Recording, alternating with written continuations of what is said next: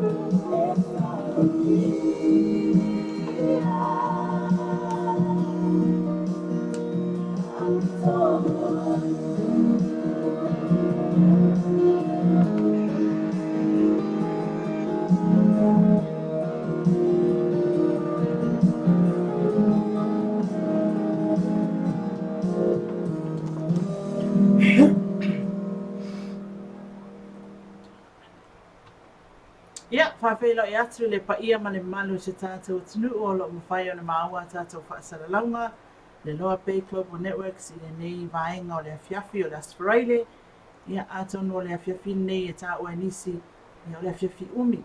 Ia wafo o leo mānawa ngā luenga, ia ua anga i fo ia i lātou sa whai ngā luenga i whaisina mālolonga, ia i tā whaonga fo i o le afiafi, ia o nā ngā i le ainga. Ai le whangaloina le Nepal Kalame, ia le alofa ma le anga le o le atua o tātou tū vai ai i le aso Faraile, ia e peri o nei e le aso sifuluono le nei o Aukuso lua afes maliva. Whamalo ia i le au vaa au whainga ruenga tofia le atua, lo whapena o le talafa auto le tele o fio anga i tono Samoa le ngate lea, ia o atunu e mamau, ia o lo whaia le whaiva o le taptapuai, ia mano no manu i le atua wasa manui o le nei atunu. Whamalo fo i te mama tina matatua, ia e lenga te fo i lea, ia o le au whainga ruenga, ia ma le whanaua onga, ia o lea wa malolo mai wa fo i whai ungo le neiva yaso. Malolo so i fo Samoa.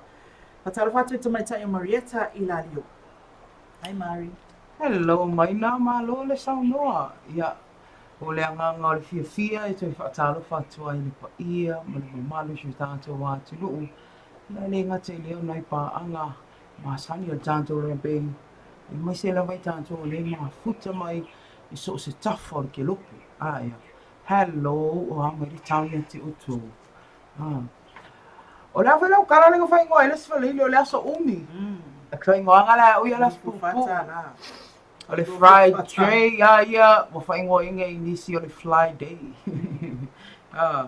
O le aso leo le tupu mo tua tele. Le one day millionaire ai leisi. Ai o kai au ala koe kala mai le kai korua o kuku ai vele a anga le masingi kala kupe. Ale nga wa al fai kor ka vale so le se fai fali li. Io e toi fata lo fatu ai le pa ia male mano se tato atu no hello. Ma lo le so i fu e kai kiringe me i nana. Ai o le fata lo fa pitu ai ne o na tofia le atua ia o lo tala fa auto so se vaenga o le ke lope. Fata lo fa pitu atu ai lo po kalambe. Ke loi, o kau le maunga ngana i le matango fio le pese na amataina i tapo kalame. Whai mai mata utia lo wa lofa. Pe ai se lava lea. Pule me wa lofa mai pe ia le ali e ala ilana wha au tanga.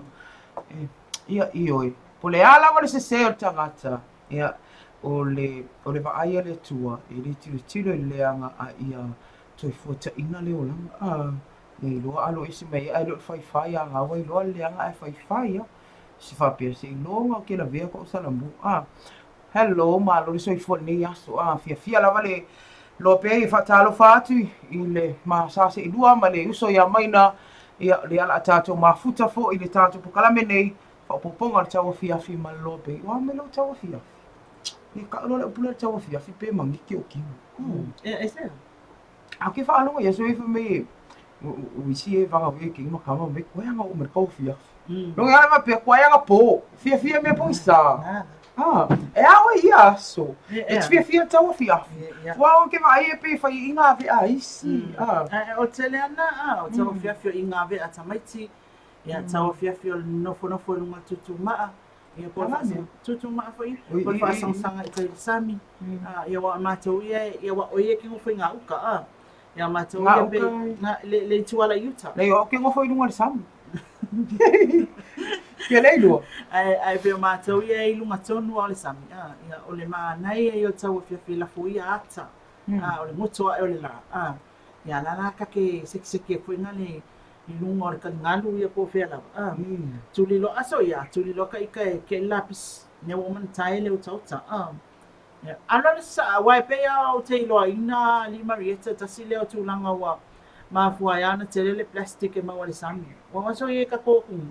Pe mai ana sa ika i sami mea ia aso lai. Lakua le plastic ngā pa mole le malie lang kau wha aola.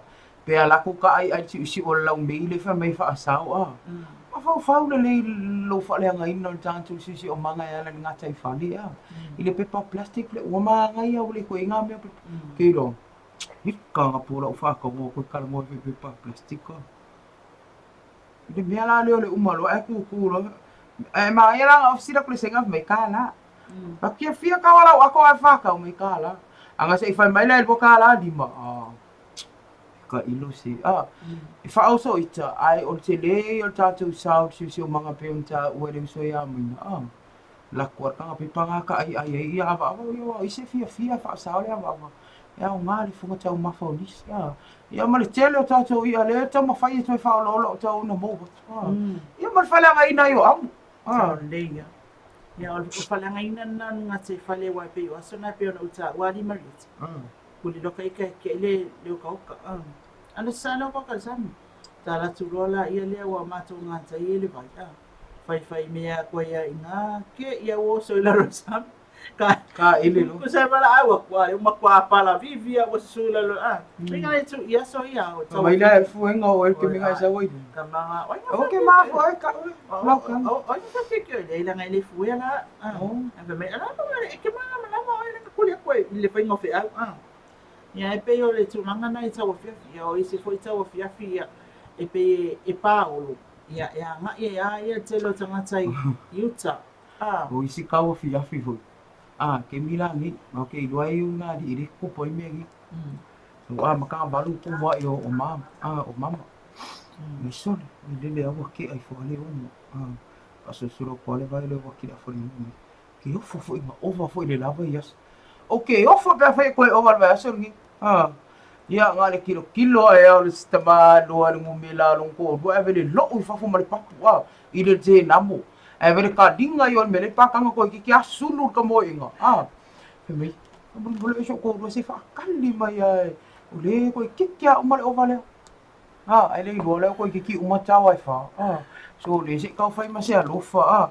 Se kam fa nga ai se fa nga ya ko sa mele e usu e le fe ala e ko la ko mo ko ka le lo ka mi ki po me se la kama fa tuanga o me o le tutupu o ke ko ka mai va pula no fe pula nga ya fe ya pula o ya ka lo ke le ka ko po le ya fa tuanga o me o le tutupu ke mo i ko mang ma di o le si ke nga o fa i kala ko ya ma di o ke sa ele la kus fefe se fa malu rua la inga sale vi dei e sa ora kala nga fai kula e po ila tou ela tala tai le tua fia ti a polita pe la kula vive au le fefe au la uringa ku ya kwa ya la kula kinga se ya mai ro ya ke ro o le fa kala mo ke se fefe au ai wa o ka fa kala ngo kwa e kang ile le me la situation fa ku kalau fai le lo pole pinga la ko kia isanga o koka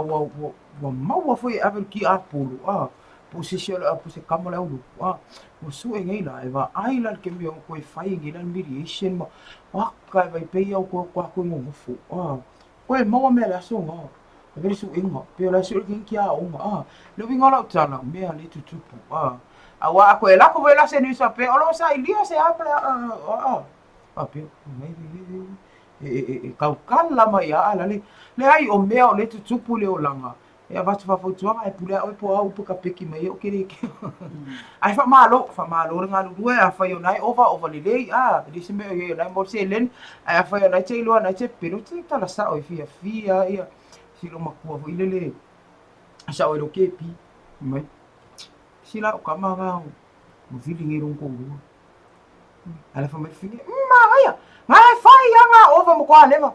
Mai han. Ke lo no mo le fale au do fo le nga e ka ngo u le mama mai. Oi ka lo fai sawi pe. Wa kelle ako fo yo kala ya. O ya, o me anga ko ai mai e mai. Le fa sa e kongo ma le mere ke sawi piki ya. Zo ma wa luma. Wa ma wa luma. Ole o fo me ko inga me ko le fa mai o le vai fo le o la. Ne ai. Ele fa pengasta. O ka malo anga.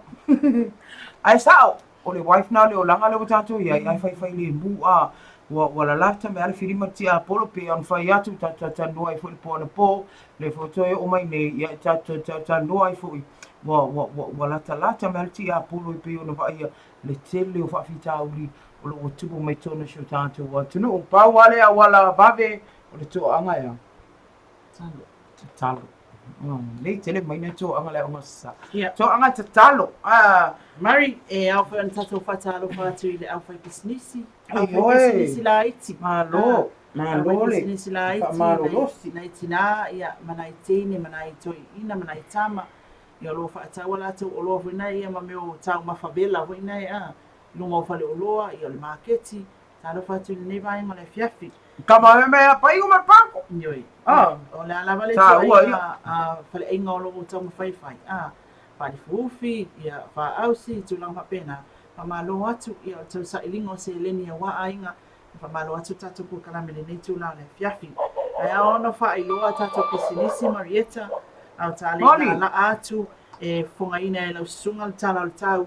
Ia fa malo atu tatu pisinisi lo lang sua mai tatu ku kalame.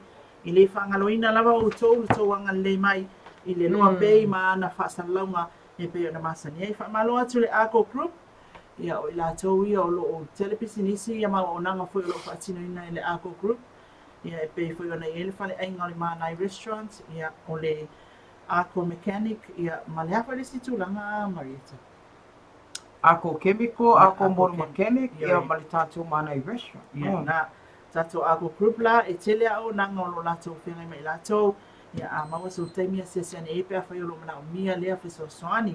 Le ngata i leo tātou Fexco Pacific o i lātou ia o lo whaaliwina tātou tupe ia a whai o nei mo le vanga whapolopolo lau se lau ka la Amerika ia a ngai ane le lei a le tau, le lei le rate ia i nai le Fexco Pacific o lo ia ia le fionga molio pio molio ia whapea fwoi le whalitua ia Mulipola Ana Rosa ia ma le uso ia ene le ata ma le au whainga luenga ia wa fo ilo fa mo mo lo fia ma mi ai le fiso soani MS Rentals ia alvao ia ma le na na ufinga wenga te tona na to fo se happy hour alvao ni time ia mari Mati noa. fa ma lo atu ia o ta avale mo tongi ia ma ona ngai fale ainga ia fa pe fo fale oloa ia lo au ona to le MS Rentals i lo tato tunu le ngata leo le cafe la Terrano ia le tina ia Lucia e le le o trifola Lucia Sorry. Yoi. Sorry.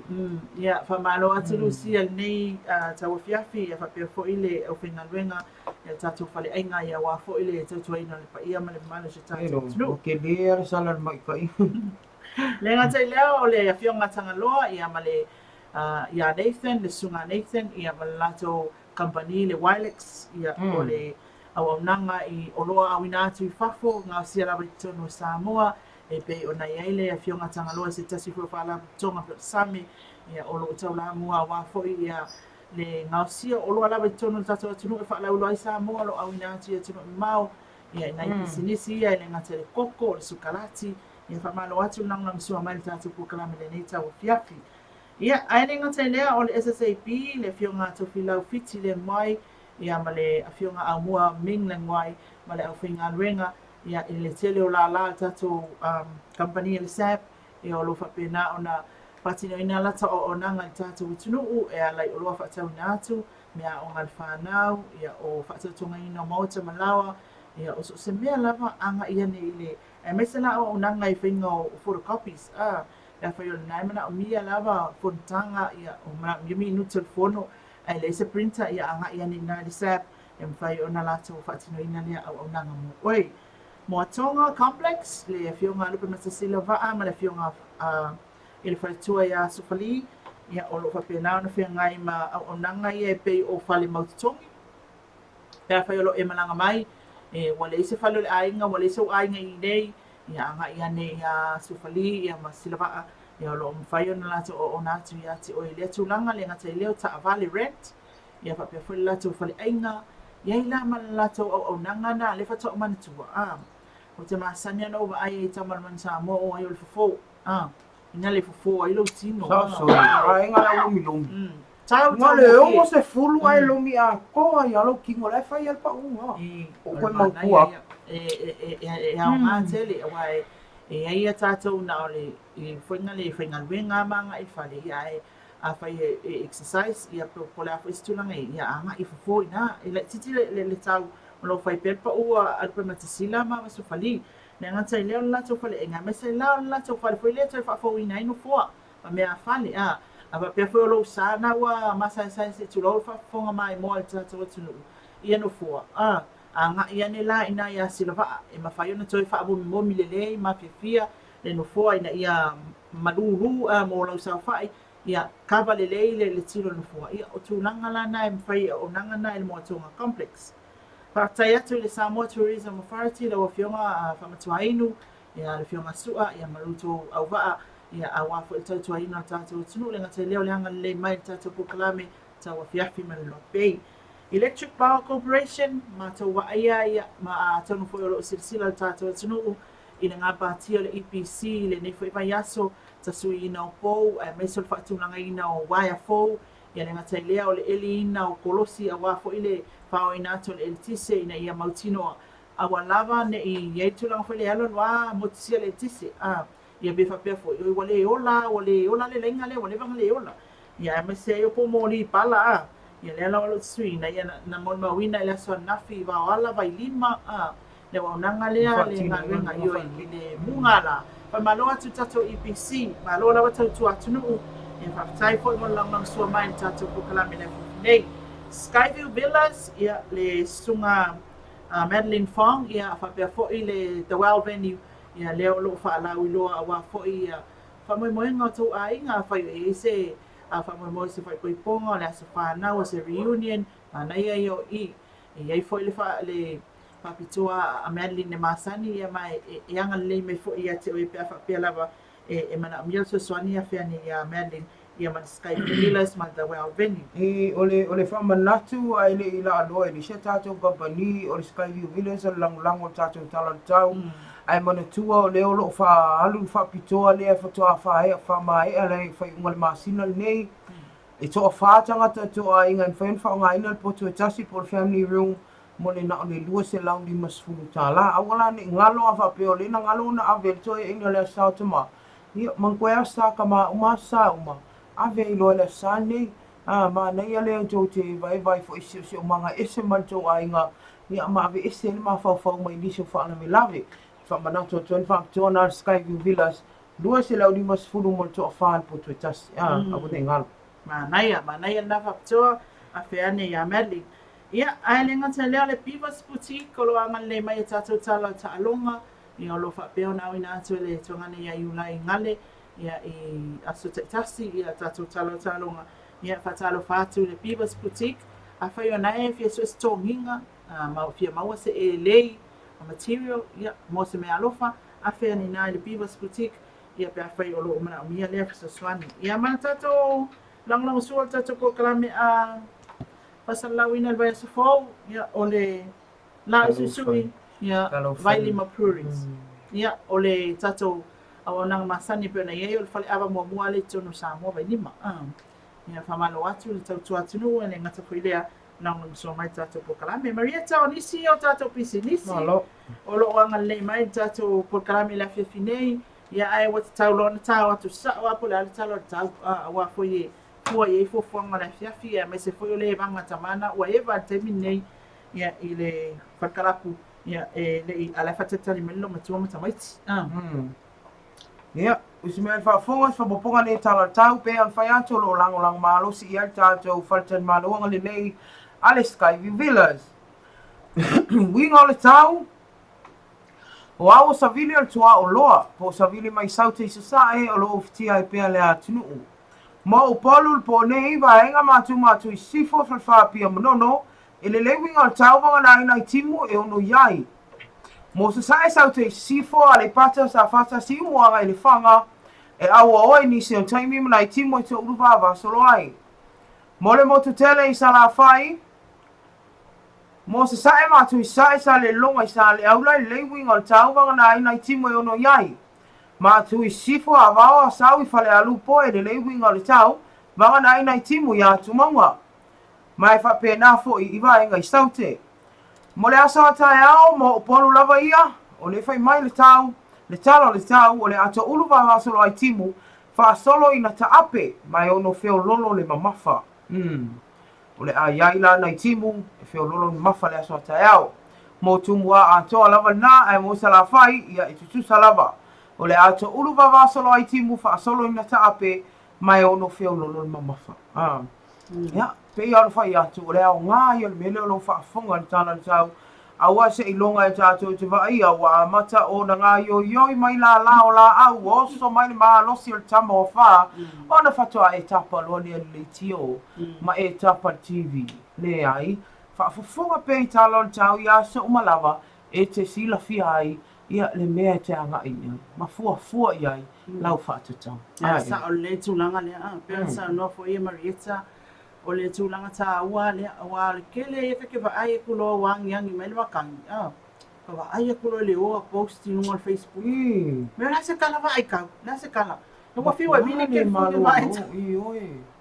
i oe pe ua sau le vai ngā fo i lele o le ngā tete o tete mū pe ona ma ui tono tuspa i awala e ke mū lo whako e kangolo kala kawa le ai pese tu aloa pe talo tau ia soma e le tae a fua na i o tātou pa anga o le mafuta mai atu o mamau wa e se tātou talo tau a mo sa mo la vai a wiki aka amo mai kala kawa na o le ai ia kua wa a maka o ngā sauri kama ai ba ai la le kapa le ngiri ki o wa le vanga i lea nanu laulo ai vele stu engo ngai ma mori wila ai tia ki la o ia mari ai va ai nei lo matu ina matu le we la ko kama ile ki o la hike ke va ai pese ai on tafa o tulanga taua le ma sani ana fa fonga i le 2AP ia le siu fonga o Samoa ia wa fo ia tano le tau ai taua ia tata fasi silanga ia me le EPC e wilava ina umatua le anga fai ala titilo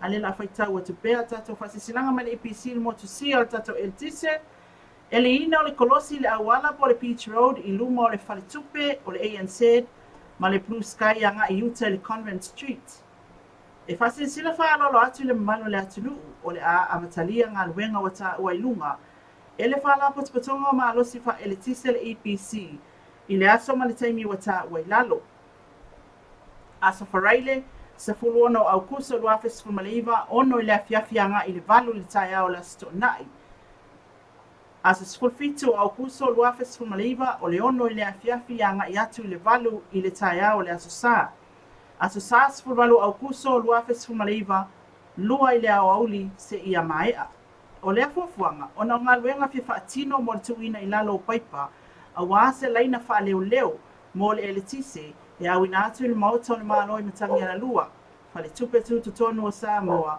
ma isi ati na el taulanga le apia front le apia waterfront a mata le elina o le awala mai tai le beach road e anga i atu Utah maluma o le falemeli Samoa Post e fa ngata mai le Convent Street anga i atu i le ofisa o le Samoa Housing Corporation taluai le te le o le ngā luenga o le afa tautaia fa pea le saunga le mu ma le malu puipuia o le feafio a i o le mamalu o le atunuu o lea e fa iloa atu ai o le atapunia se vaenga o le Beach Road mo ngā luenga na o le aso Faraile ono i le afiafi i le valu le tae ao le astonai a matamai le wati e anga i atu i luma o le ofisa o tangata tawhama i mo mai fafo o le afa pena foi mo le awala i le vao le Falitupe o le ANC ma le falemeli o Samoa le Samoa Post o le ata whaawawina whamalanga inga masani i le tae ao le astonai ai o le a iai wha ilo le EPC au tawhatonu o le falemeli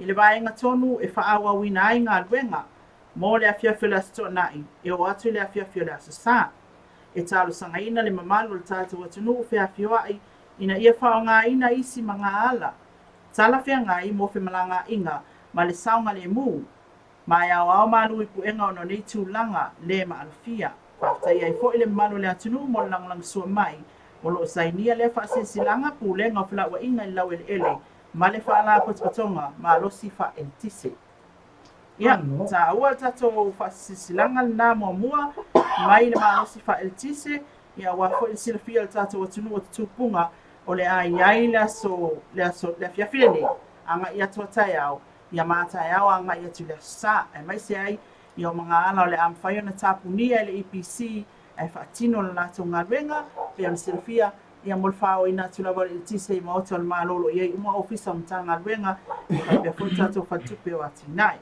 o le isi tato whaasisilanga lea mai le EPC lava o le amo tusia le tise o se mai lau mai mo whafonga la whaitau atu e Marieta, wali masina. Talo fai, o sau fai lau oi matua. Le sila tātou whāsilanga I lei lava lo whaafofonga le lei. O le amo tu sia le tise I le so as Faraile sfuluono Aukuso luafe sfuluiva, mai le ono I le afiafi nei I le sefulu lua I le valua pōna nei. Ma o le afia I se vaenga o matawhele, a mata mai se vaenga o lo I le fale ainga o le McDonald's, e anga I atu le ofisa o le Samoa Housing Corporation. Ofisa o le kalesia me totisi, ma le malu malu o le kalesia katoliko I Mulivai, e o atu le fale ainga o le Nourish Cafe, ma se vaenga o le lotoa o le malisi I Mulivai lava. Ua whaia le fufuanga tāua mo le whaalelei a antili o laina e le tise malolosi. Ia vaenga, ai mai se ai, o le ngalwenga tele mo le tuina I lalo paipa wa se laina wha leo leo mo le ele tise a wina atu I maota o le malo I matangi ala loa whale tupe tu tonu o Samoa ma isi whale te tele o le malo ma pisi nisi le taulanga e wha malu lua tu ai o na ia tūlanga le ma alo fia wha awhetai o lo sainia le afia ngai a lupe ma tisilanga lo male mana tongia tonu tātile pu le sili wha la poptonga ma alo sianga wha ele tise. Malo fonga ya Marietta. Ia o tatou fasisilanga na mai le EPC. Po le malo sianga fa LTC. Ia wa foi lo silafia. Ia o tūlanga le afatino ai ngā luenga al tatou EPC. Ia I tono le taunanga o pia. Ta aua la foi ina ne e masau mea malau ka avale le se lau maila mai amari. Sala pau me maua ka avale a oi. E sau e unga pa ua le e kilo le vaenga le fe mai.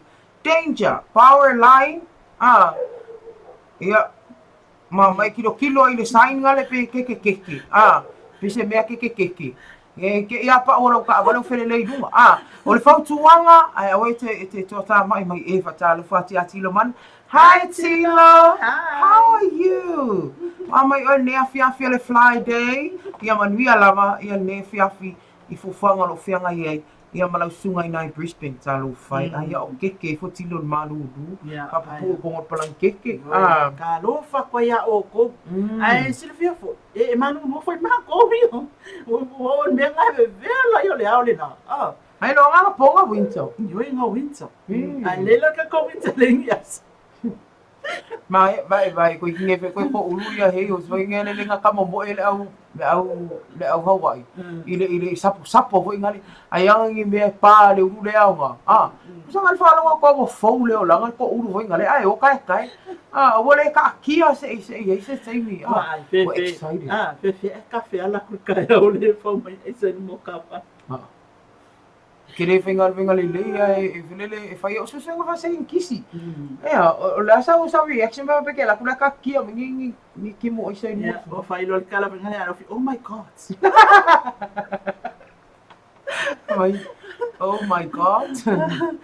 Ya ole o tato fa sisilanga na ai ele tulanga taua fa talo fatu ai a Chuli. Chuli le EPC. Soli. Tama itsa ila ufonga fefia EPC. Ke vai le sei Chuli. E ko vai ali sei fonga fa fa. Chuli o ya mal fai sei mawa ele Chuli. Ya fa pe fo ia le uso ya moito sivi. Ya o fa pe na na. E ui au ke vai a mai ka ile o moi pe o ma sengi fo ile ya ke minga ke la kupe ngia appointment. Ya ele ti o si ai ngol me moi ia fai le mo. Te ia o e ngase le lava lau malolunga e vai ia ka kinge oi me fai langa sei fonga fa Julia e Maria Chuli lo ke fai bai na ia masaka ua me ma ko nunga ko fa salanga fa kulo ia langa la ke ro inga la lo suafa po e lo suafa ko felo ia Chuli bai e va ai lo ia Chuli ia foi Romeo and Juliet ia e mangkole o ai ala sau o Maria na o lona ingoa lo fa mai se ma fa fa ko Romeo and Juliet ia e mangkole wa we mention mai o le ke sau mo ma cafe kawi le EPC ia fa talo fa bito so ia uma customer service okay fa ia ko ele ku sa fa pe la ke la ko la mole lo ma e aka Chuli pe ia ai al pick me ka ko le winga la fam talanga o lo fo fonga fia e tan se pai ai le o to tangata avato I fo itala le whaapotunga. Moni ele pese. Lea pese atu pia I oi. Te maona Maona fua fua I lau fufonga fia mai. You know, e mulinga fo ingi foli au ngi odi. E mulinga fo ingi mea ai. Ai a whape o mamale au kuka a wape la whakaikai mamale au kuka e aturi. A wane e lisa sai da loa pa whanga pe ale lava no. E lo speeding a ka kou. Tātou o le ka ua I el whaival tausi. Ai ngā wha lofa I la te o le whafonga mai o lo o nafa ma le tau singa o a inga. Ia o tau o lo whamue mui nei o tu a inga. Ia I la o tau tua vai. Ia, a wā lava tau tua ino a inga, mā no le... O le I tā o le manolonga, tā ua tūlanga nei. Pei o na sila le tātou o tunuu, ia I le papena foi ona tu ina mai e le fionga le whaiva, malofia, ia le whaiva levi, imo levi, ia lana whawhetai man whamalo tātou po kalame o loo mawhai ona mai mua mai ei niso le tātou o tunuu mai Melbourne, Australia. Lea na tu ina lo ia mai malo fa malo atu I lau fionga I le matua whaiva I lau fionga le whaiva ia malo tua inga saan malam ia fa malo atu le nei tu lau le fiafi fa tai fo I mo le fa I loa mai o le tu langa ta ua fa fifi ina ta toko kalame tu langa lea ia ai e mua lava ona ma a le yo le malo longa mo na ma fa filo ia tu tama ia sebe kalama le alo fa ilo mai e li whaiva o lo fa na tuina lo na ono sifur valu tau sanga le so ia o si toi ina le abos tamale o lo whai na mai mo mai tatu kukalami mai me pone Australia ma whai na fa tali lava e fiafi e matai au foi e mai mo mai tatu kukalami le nei o le ala a watu fa pitoa ai le fa manu yanga tatu kukalami ona o lo o le taimi nei e to a fa ia tatau ia lua manu au na alo le olo o taina taimi nei e le fionga le whaiva ma lo tali au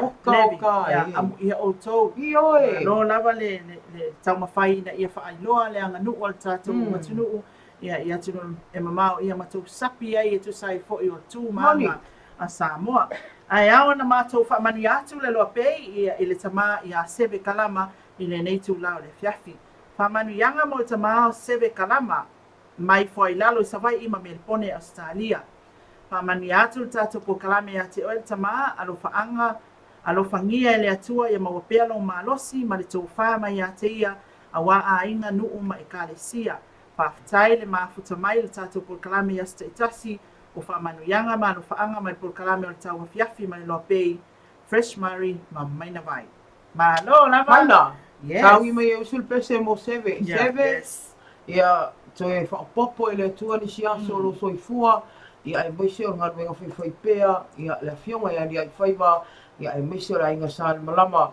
ia wa whaiwhailoi ka I lomo usul pese happy birthday usul pese ia manui aloha sofana manui aloha sofana manui aloha sofana seve Manui aloha sofana hip hip happy birthday to you solo happy birthday to you happy birthday dear Seve happy birthday to you hey hip hip hey e avea foi le neva no le ma tango fia foi o le fatupu manatu o le fionga ia Seve e tusalo na so soifua e me se fela fionga ia ni ai whaiwa.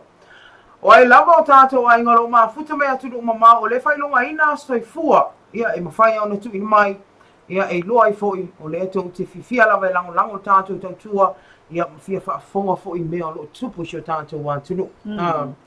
Ai kei lo ka os ta pese seve ia e toi au ina atu lau whaamanuianga ia i se taimi o le tātou po kalame au. Tā sim tā malolo. Tā malolo le titi. Ia toi foi mai. Ia ona whaafonga le tā lau tā alonga mai le tuangane ia i unai ngare. Ia awa fo e tātou po kalame le TAUAFIAFI.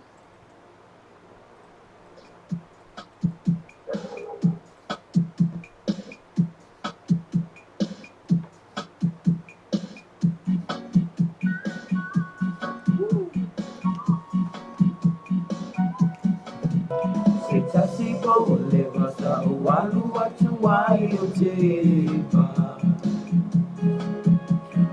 Taui ai mala utenge mua o Cinderella. Now fisili atu ai o ua fai sona ainga.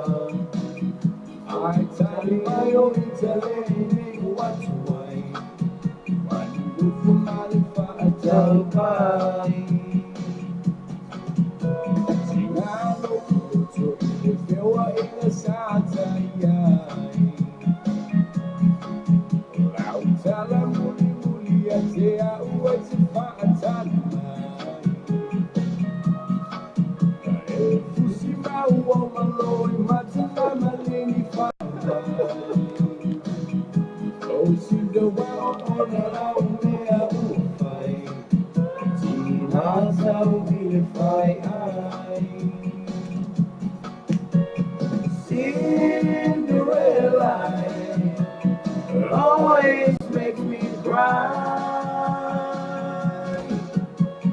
Cinderella always tell me lies.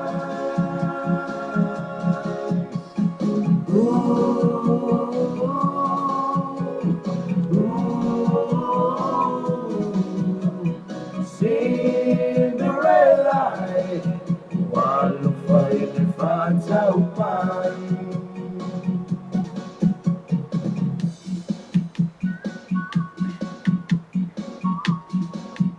Ole manai lena e aia yo tangata. O e tau sa ilia se fale ainga mama, tau ngō fie, e ape i lo a inga mau e whai tau mawhtanga iei, mō le kiwisi masi ma le tau sangapo, o le tala fia fia le nei, le manai restaurant i Savalalo, no fuanga o le ako chemical, tofo i le ese senga o kuka lesi, ma le whelanu lanwai, bala au mose i le atua, ina ua mō le manawa i Faraile, au ina mai le manai, i oe, le manai restaurant, a fifio mai se o tātou tufi tau whao ma whao ngā le manai restaurant i Savalalo. O le whale ainga e whauno na tūla i mai ai matua i tāu ngō fie mō le mamalo o le atunu. Manai restaurant.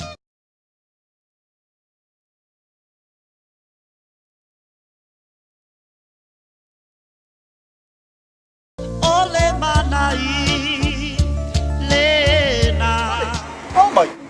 Ia ola mori si omso so. Okay, tequila, kafkawile officially PC tache kayo. Ila si officially PC ongili esumero pemiko. Saya lako lima sunde kung fa ngayon wala ko sama. Ang fa fere pemiko.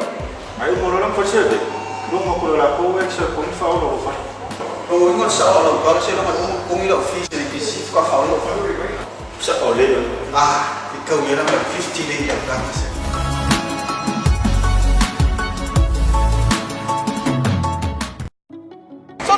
Oh my. Ia ola mori si omso so. Okay, tequila, kafkawile officially PC tache kayo. Ila si officially PC ongili esumero pemiko. Saya lako lima sunde kung fa ngayon wala ko sama. Ang fa fere pemiko. Ay mo lang percebe. Dong mo ko la ko extra kung fa o fa. O ingon sa ola para sila man ongila officially PC ka fa ola fa. Sa ole yon. Ikaw yan ang 50 day ang kamas.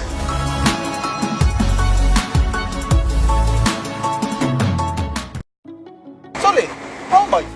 Do not throw away water bottles after drinking. Take it with you. Keep beautiful sound. O le TAUAFIAFI ma le LOABAY.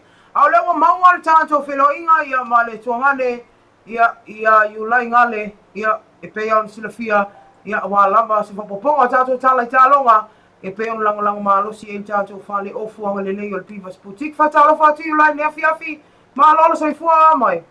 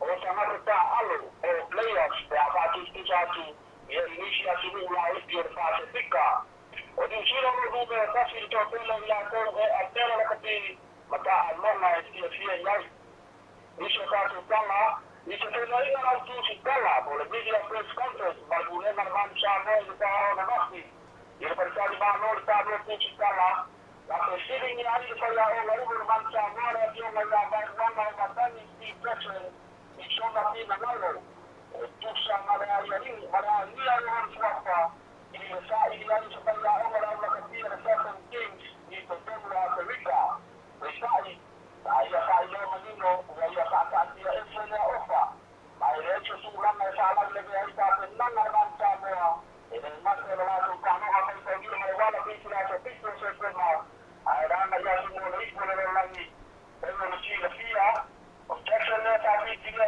na ya ni ban cha mo se ta la pi ba su de ya su balu ana ya sa ya e tu wa tu na tu la na la mo sa ma pi na ban cha mo sai no na wala matani o se stemi na choma mao o na ka fuma na atulu ida na alfi fini ya mo ne iko na rangi o na so ya ka fuma ina so i alfi fini ya ya so ne squad ana ya ka tu ke ka alfi fini o ne iko na rangi ina ne to cha na ruwa se ku wiba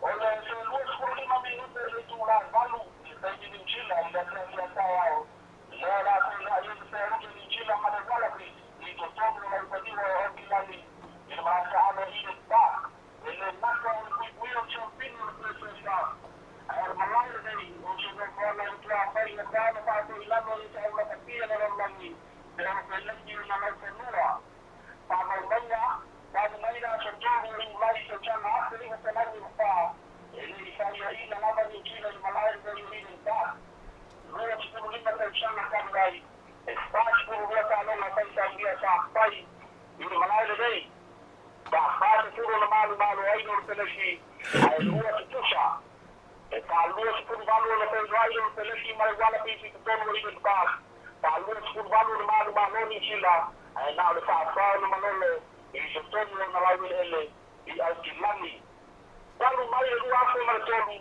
kalau umbia peru ni sila o champinho le flesso e cara non vinga se fu lima per sala solo malu peni chila ia foi sta in sana taua o tauai ia ai longa ile la langi ile ta longa le la kapri perta tu tala sai o da sona na fina la pa taru ina ita longa a le ser pa na la ona ile mo ki tele sta la pai e sono sì ma se fu tashi con il chila longa ta awai ai Sapa kilo iba merasa awal kondisi sangat tersesko oleh tahun pasco istana Lolonga.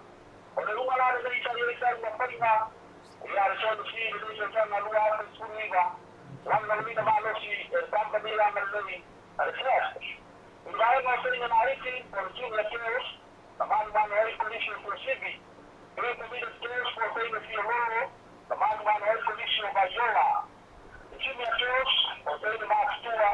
Masola matabali kifo ya mali malo ibaya mali kama la rifi continue la police mali malo el polisi Bayola el comité police por kama Piololo na pe mali malo el poli ya polisi Bayola ya mali bailo taba ba to continue la police ya na suwishi ya de a ona por polisi chamato proceso Pasco ya ishare Roma la tenela ma tu pa kasi ma ko pa ina ko si ile to jana luwa pe skuriba ya wasona ai ma ya kondisi ba yona ya masafiri o le solo si luwa pe skuriba ya ka to tala ba sa lola ya mo ta ri de ma yaso ka le tu pa tia ma datu o no le ala de mai ya ka to pa ko ala le le pa de ti ba skuti ka lu ti ma ma to ha su fuwa ya porque ni que no se sabe toda y el payaso la solución de eso la hermana de Santa María está por mal por sai ya le hace así no va al temple ta se ya malo le sau no i ulai le wa fonga foi ia le fia afe mafe o tanga tolo mai mo mai ia sa popongo ta to tala ta longa malo ta pena Ia tātou toi whailoa ia ila sanga fua i sona whapoponga e mōle te minei manuia fuafuanga le whainga le vai aso whaasoi fua ia. Nā o whaafonga ia le mamalu se tātou tunu e misa tātou paanga whaafonga ia is whapoponga fo i o nisi o tala maa nei o tala i tālonga ai o mai. Kalanga le kalunga le champing e vaiola son si se mai. Le fele whainga vaiola. Stasi neo kodisi o loo anu walu pe i luma ia tau mawhainga pe ia sila fia le tau sanga o mawai maona tua ia le ana matua whaali ia le lātou tamatamo i lea pe ia sila fia le fuina pine au e tālonga le Pasifika ia Kelvin Masoi. Tele le koti o leo ua pipi ia le ngoa Kelvin Masoi a Feleti a onga ia lea lau mai ala song si whaatali lola ia mole champini o inga la e whato ailoa le au le afi. Tu whaatasi uma best of the best a sone uma ne ia ona sa ile ilola i o champini mo ia. Ia, o le taimile nei Samoa ia usimaia lau mai moa i le usa ia Marieta tu nā tifo i nisi o tātou tala o mea na tuku tātou atunu i le nei fo i aso ia wafu tātou po kalame le whiwhinei. Ia, usimaia lau whaafonga so poponga nei o tātou tala.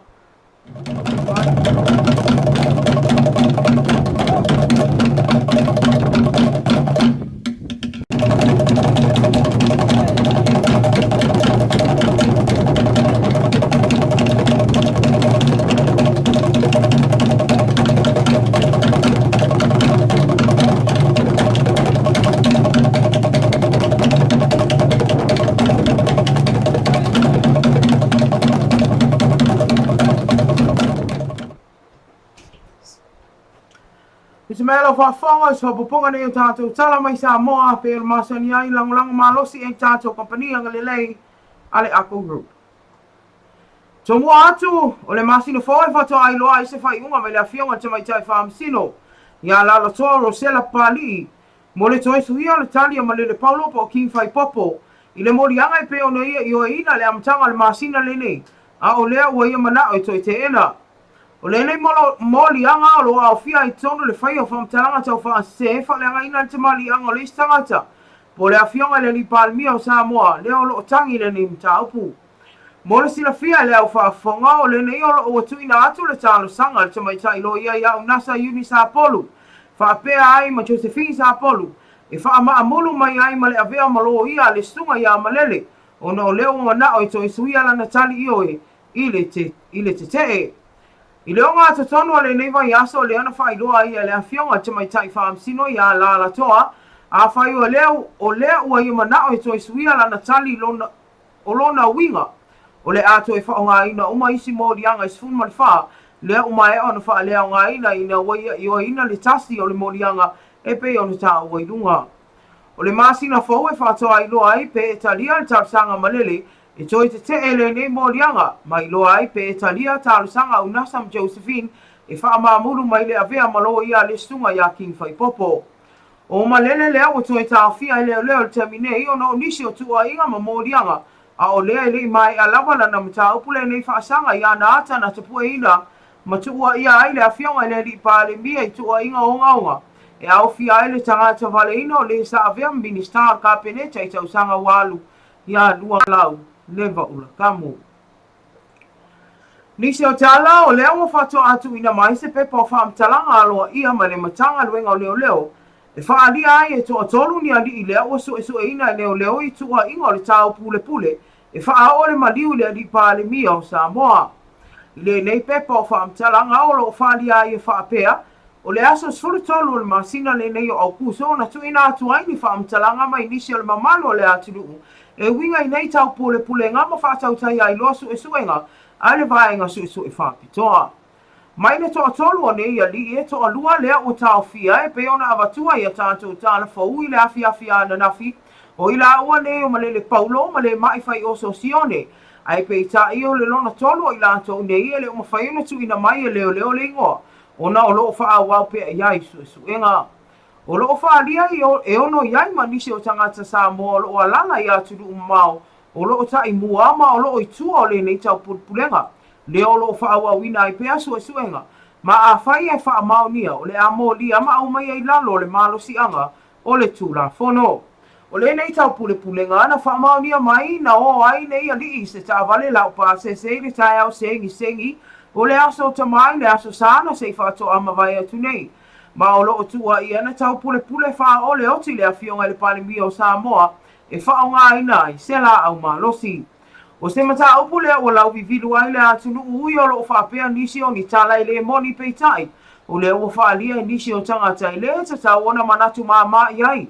Ai ia ta taloi na ia suinga mani ma ia malo puipuia tai o le atunu. O le aso luas fulu ono le masina le nei o Aukuso le ua fuafua e tula i ai la ua nei e toa lua. I luma o le wha amasino nga mawalunga e tali molianga e pe o na whailaina e le tua leo whaasanga ia i la ua nei. Tala muni o le tai au nei Australia le na whaamaunia mai ai na tuina aloa i antu ai le malo Australia le vaa le na whanua lua i le malo Samoa ma o se whailonga le fisosoani malo si al malo Australia ina ia mautu mo sa le mule Pasifika atoa. Wa mai ai foi ma o ngale au vaa le na whanua lua o malu al malo Samoa le ana malanga atu le na whanua mua i le whaamasina o tuana i moa o onga wa lava le whaongaina. O le nei va faua tau au ina mai le malo anga le leo Australia. O le nei va au whailo mai le malo Australia. O le ama whaiona whaongaina. Mo ngā luenga malu o le malo Samoa i le sami so o staimi. Mai ia mauti no olo pui anga tai whale o le atinu. Mai le whaongo taina whaasori sula fono i nisi va te tele. Ma whaatino e ngā luenga whaale o leo so o staimi me lau mi ai. I lunga o le sami. O lo awai atu ai le nei whaamoe le komisina o leo i afu i awa i lili i ken kaio e mori mauina atu i naloa ia mai o na whanua lua i le malo Samoa e tau ala mai i le matanga luenga o leo. O se o totonga ma whakuponga na tātou tala mai Samoa le mamalu se tātou atunu e mesi o na e tātou pāanga ia whaamalo le onusai ia a o le se tamawhainga na pei o na lango malosi e tātou kampanianga le leia le Aukuso Group. Lo au fia ile ako chemical le ako mono mechanic ia malita ma wae ale mana restaurant al termine ala tato o sino fa fia popu taliu mai vai nga fai o le tato por kalame o le TAUAFIAFI malope au te ambese tau mafala kofe ia ma due mal tato pese le ia fa talia ai e taliu mai mo vai fai o tato por kalame.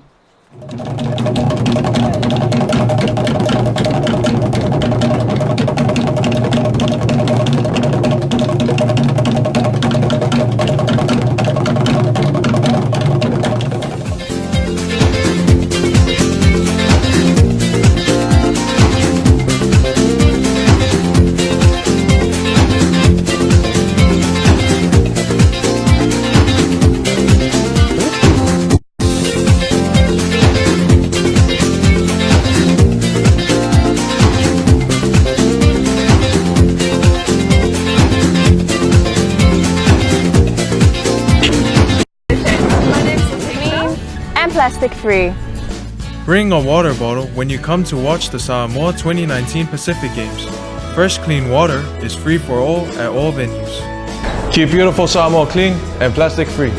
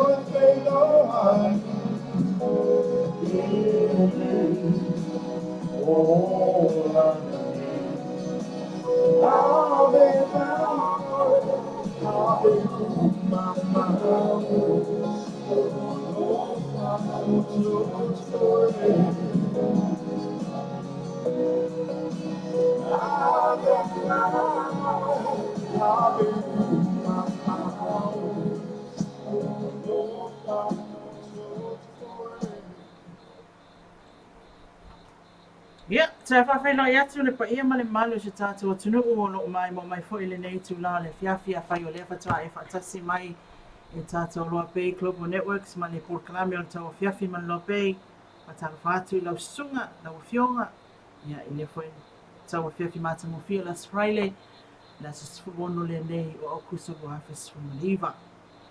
Ia, o tala lava fo ile nei aso, ia, o tala lava e pe ona sila fo i mai moa ma whaafunga le tātou atunuu ia o le whatu atu ina mai ia se whaamauninga i matanga luenga o liu ia o le tūlanga i pei ona whaatatari ei fo i ai tātou atunuu ia i lātou o mōlia ui lea ia o loo i ai ma le whaupunga i lalo ina i le o mawhai ona oto ia ma atoa mai le reporti le matanga luenga o liu ona o loo whaitete fo i o loo whaangasolo pea lātou suenga ia i le lātou ngā luenga ne i mea ne ia o tātou whaailoa atu i ala le tātou fia ia tātou te sila fia ia mamātou whaitatala atu fo i ai ia ono o whaalawe mea i ngā luenga le tanga luenga o leo i lea tūlanga. Mari o le mata upu ale o lo la walunga nei vai aso pe fo ona a mata mai lava i le asumafua ia lewa o mai lava i le Faraile ia ele o malolo la foi ia tala e tu ina mai ia ai mai se tala fi aviai ia i le mata upu pe ona ia i le tau whainga i tanga tawaleina le fionga le nipa ni mia o le tātou malo. Uilea ia ele o ia se atoa ia tātou reporti e pe foi ana sila e fai foi man fai tete ona o le u fai lo mai le tūlanga le tanga le leo a. Malo sa no. Ioi, le ua o mai le tengi le whaatata i no tātou tala mai Samoa pe ona ia. Ni awale tu e malama tili fo i le whaafunga anga si tātou atulu. Au le i whai atu ala tala i whaatalo whaatu ia pio le ala. Le mafuta mai klas tete ia le nofuanga o fungala au matala. Oka. Tu sala mafuta atu maua i whalinau ni o nofuanga tamon tene au le. Ai mafuta mai pio i ngā i le vaenga lea o fungala au matala. How's your fungala au matala this evening? Maloa tawa tai pio. Au le mta upe pe o na tala noa i ke loanga pu. O ke le wanga mai whafunga. Nga ka text mai e ai mo maka ngai lai news. Wale o funga fo le leiri ko o ke le o ngaka fu i lele.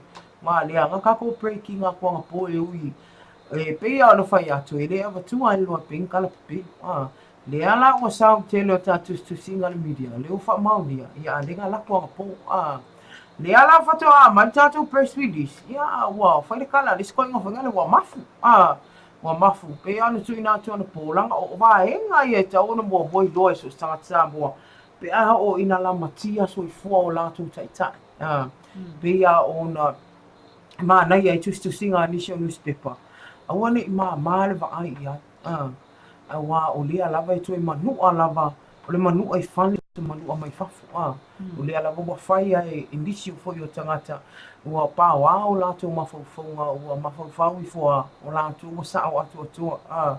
Manisio tua inga. Ia ai ngalo ai le whaavai o le atu nuu.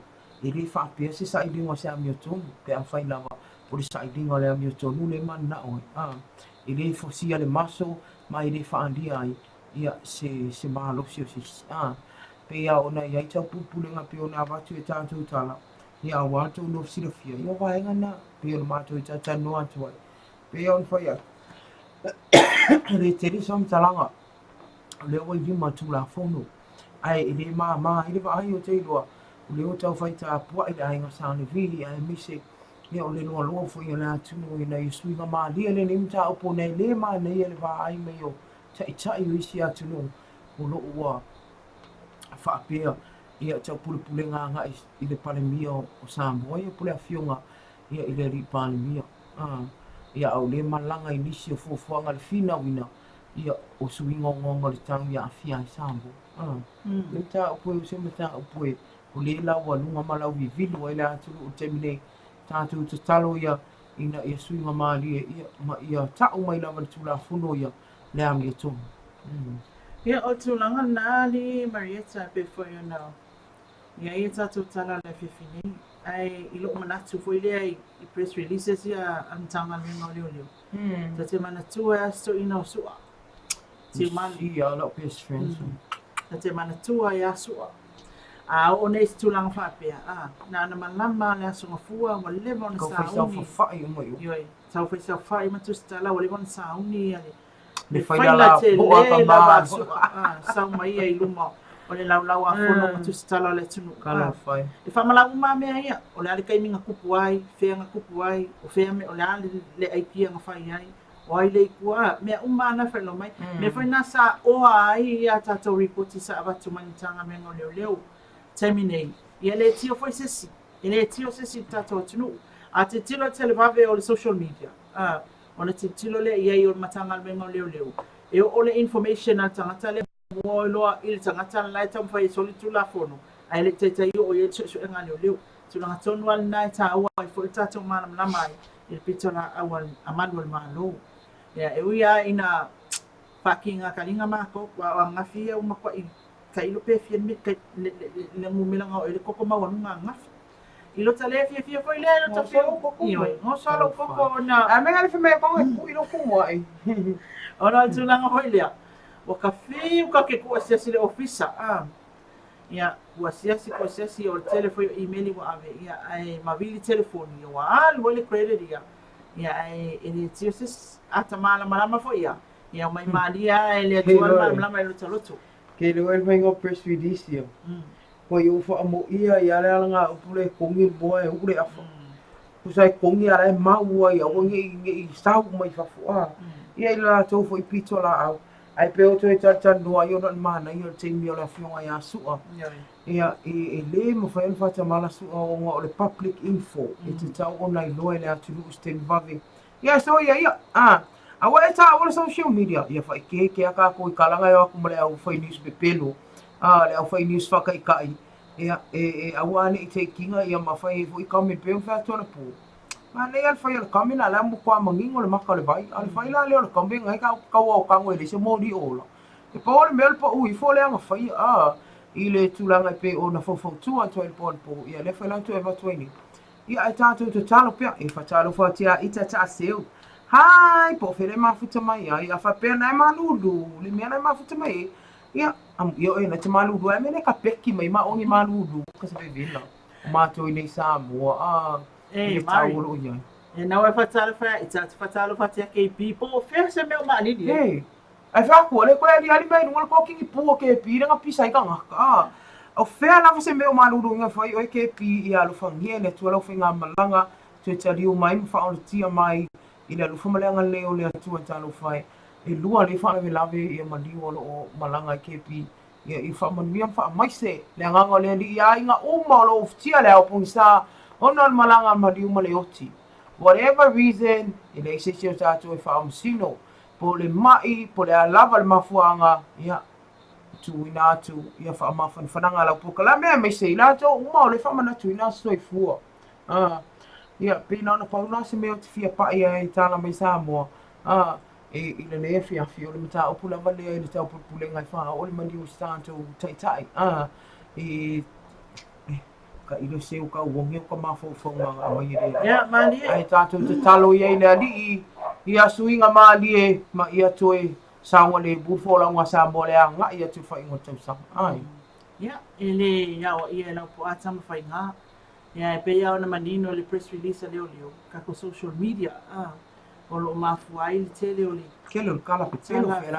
fe avea ia ma fa pena foi ona le e se manino nga sa o tato tunu ia ma tam fa ia tato a wat tu lafi awala fa stala na le se foi na le pe o tala e fe la foi i lungo tato ko mini o lo tu ina lungo tato reports o lo fa pe mai ele o fia o me lava le e ala ona fai nei me uma ona o le corrupt ma le al malo ia ile tu langa foi le ele nga o ko nga se malo tu lo fa fo mai samo e fo ia ila to lo fai e ko mini na o to tato o nga malo le o no ale fua ma e talo le atua le feo le atua se mea e whaailoa mai lona alofa I mea whaia I ese mea o wale tonu o mai whai le tua I mana nao no talo ia e a whai o tūlanga lea ia e whai alofa whanutanga renga o leo e lo whai ngofia taimi nei e mese lawa le awhia ngalanga e tere tangata e awhia ai ono o tūlanga ua tupu ai o se longo pea tata longo pea ma se whau le maa kalame tata o tunuu ia o le televave o social media ia ele o tātou lea Samoa ia e o po I whale manu ia o mea o mafo I e whaono le whaafonga anga lalangi le whailoa e Samoa ia tūlanga I lunga ia peta ia ne ia olo o vai ala mafo ia e o I tūlanga fo ia o le pua le video I pe o le tait pule o makua I salalau tasi solo tūlanga na e taona e lahe a watu e ale image o tātou ia ai o le whautuanga ma nei ale nā mo tātou tutu alalo atu tātou por karame nei tūla le fiafi ile ia lau puata ma whaingali tō whāma le whautanga I nā ia e nā o se vai ngoi marua nei e a watu foi ia wa foi tātou tunu e manuia Samoa ia pēr tātou ngānu e whatasi pitola au leo ato foi man mātou pitola au ia malau pitola au ia o tāpua ia o whaiva o e o loo ngānu e ia whamalo atu tātou tunu Malo sao no maina ia o le sao no me ke pio lai I mo lang corona vai le mu e le ke ai se ma aditi pa manuia le tu e fufa ngalo fianga ia malo fionga fuiava oi Marieta au tale I o atu le tawalunga o tātou po kalame le fefine ia o anto e whailo atu le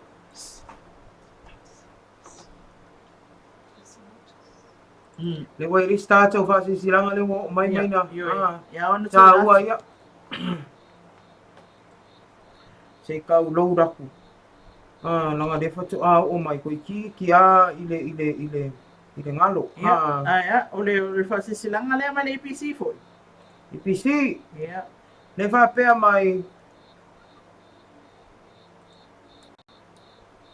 Musa mai ia langi whea singa I ia au whatatare tato whasi silanga whanana mai le Usea Marieta mai le mtanga renga le EPC ia e malea on whamai ato ilo tato po kalame le whiwhinei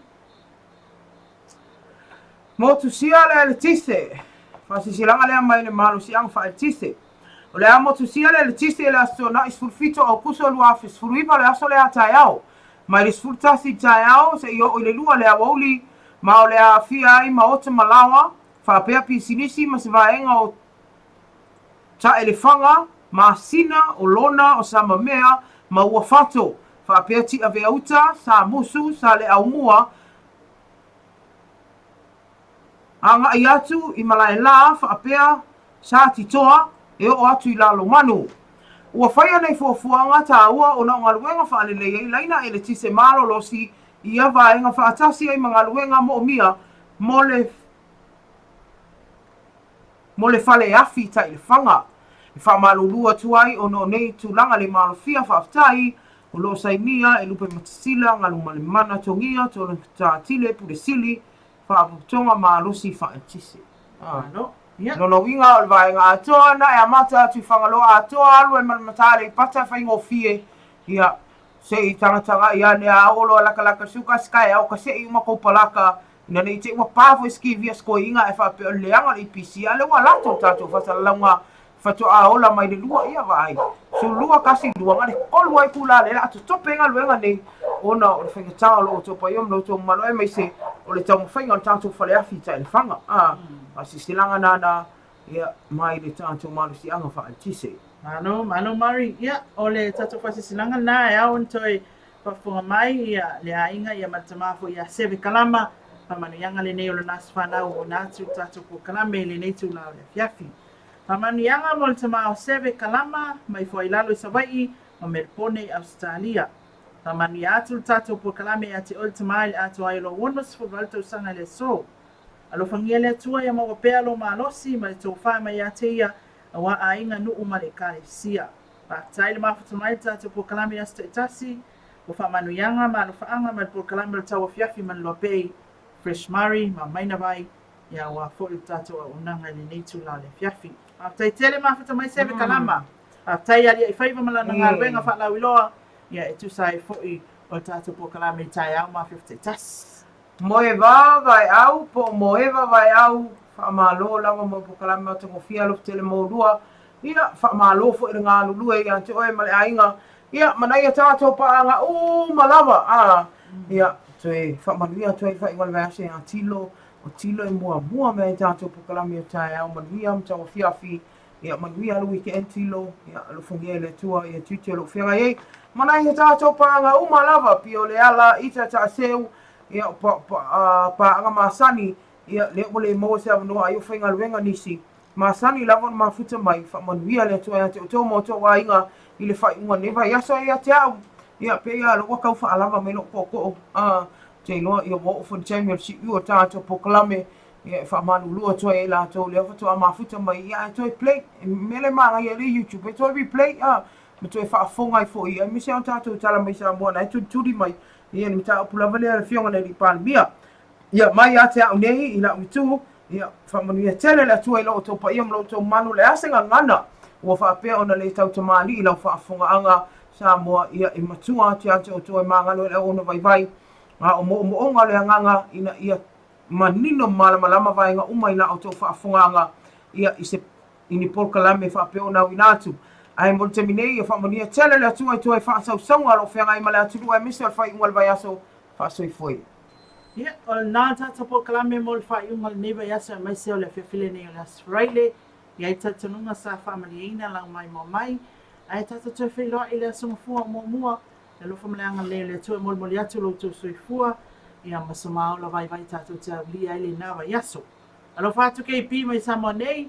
Mari, au kaka ale yo ele mane ngau o loko il pesela Richard Parker yo le la ete fa fonga mai Richard Parker ave o mama o e lofa ave o mama o e o lofa ave o mama le anga yo pese wa o fa yo kapu kala me langa e fa fonga mai ma fonga nga ki nga ya ke au ya o le au por pese ta sanga fa pito atu e tato editor ya fa mole se fa sa on le ma pesela pai o to ma por kala me tu tato fa sa no sinisi se fa alu ia ile vai aso o ia la wa lo fa to foi importante pa nga uma la vai me se seve le fa ilonga ina lo na so fua mai la to lo fa ilonga ina la to so fua happy birthday from us here at LOABAY from manuia le tua manuia la nga ia to fa ingol vai aso e mo termine ave o mama o so o ma wa lo fa so fua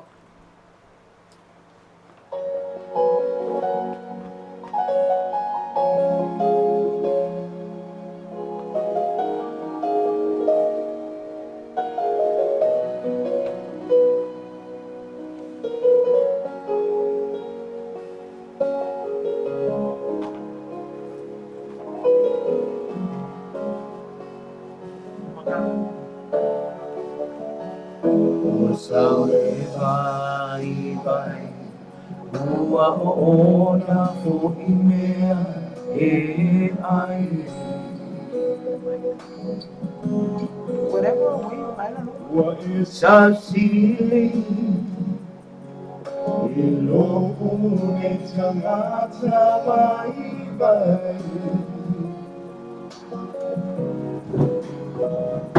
Ai te ma fau E te le Tau aso mai Wa ula mo te mau E le suia E o mai le whawawau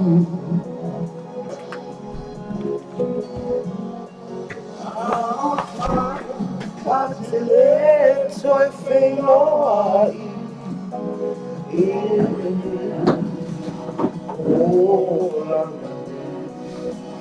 Ave